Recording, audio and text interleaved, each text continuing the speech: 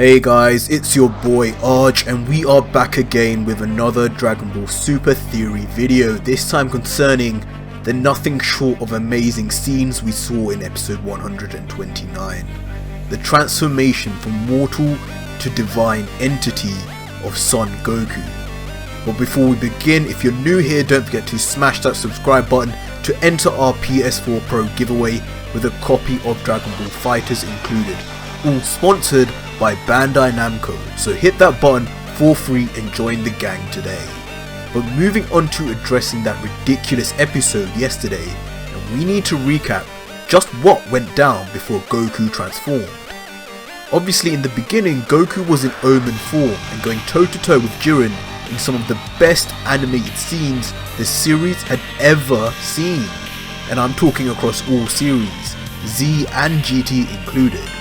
We saw Goku and Jiren stare down each other in some of the best shots so far we had ever seen of Goku before the battle for Universe 7 and 11 began, with epic slow motion frames and transitions leading to explosions all over the place, with the heat from their attacks dissipating through the crowds, affecting everyone but the angels and gods of destruction who watched on intently.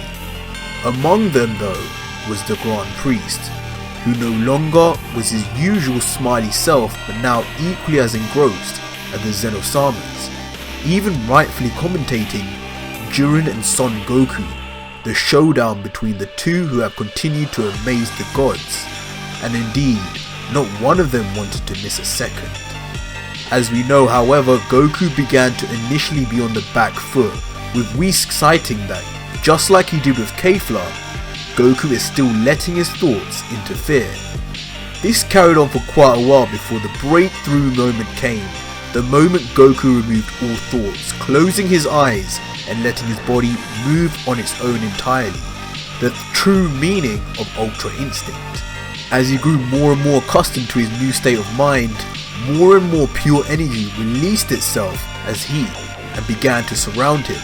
Movement from both him and Jiren became unseeable as he defended to the very last rock Jiren's barrage of attacks, before finally the second and final limit was broken, shattered even, to the point Goku no longer was flesh and blood, but became pure energy in itself, the state of beyond the gods, the state of divinity itself, power only an angel like Whis could stand by and smile at, while the rest of the gods, beerus included, looked on in shock, even forced to stand up and admire the birth of a new holy entity, the birth of Son Goku, the Invincible.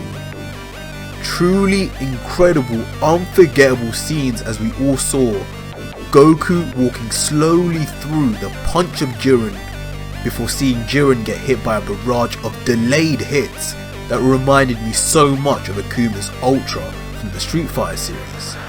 In the end, for the first time, even the Grand Priest began to concede the magnitude of Goku's achievement.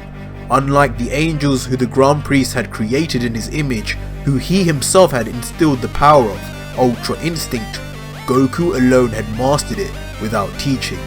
The way I am sure the first ever individual first unlocked Ultra Instinct. Logically speaking, that is.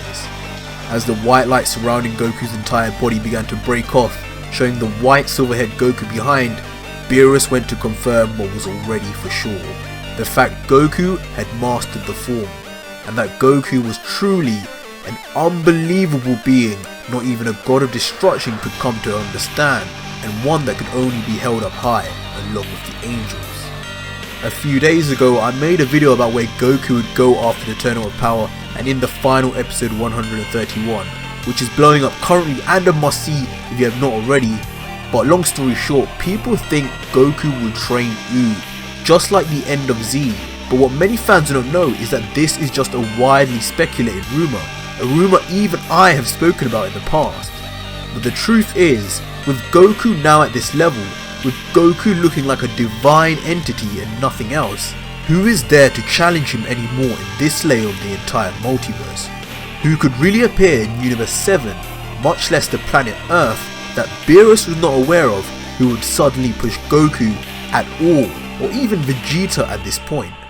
Nobody at all. The time of Majin Buu being all powerful is over, and the idea that Goku, who is now above gods, would care about a small human child who has power equal to Oob is truly crazy. And in fact, if the series ended like that, with Goku having any trouble with Oob like he did back in Z, the fans would find it so inaccurate. And this statement is pushed on by the fact when Oob was first mentioned to Goku by Dende, he simply palmed him off. Oob barely had 2 seconds of screen time. The power jumps have simply become too much to ever go back. The days at marveling at the power of Super Saiyan 2 Gohan are over. The days of seeing gods and angels alike respect and know the name of Son Goku is finally here. Dragon Ball Z ended on a time skip, i.e. Pan had grown up and Goten and Trunks were teenagers.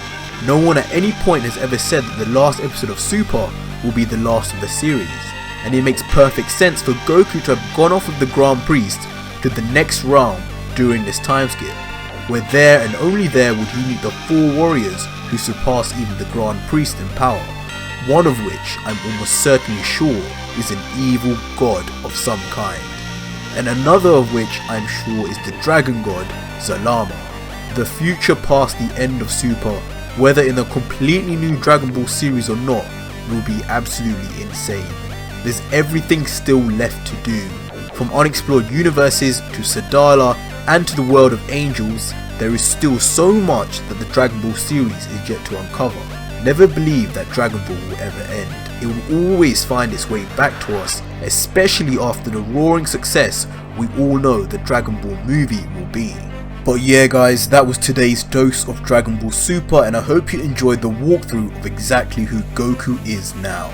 Leave your comments down below and let me know if you think there is absolutely any room left for Goku still at this level on planet Earth living his normal life again.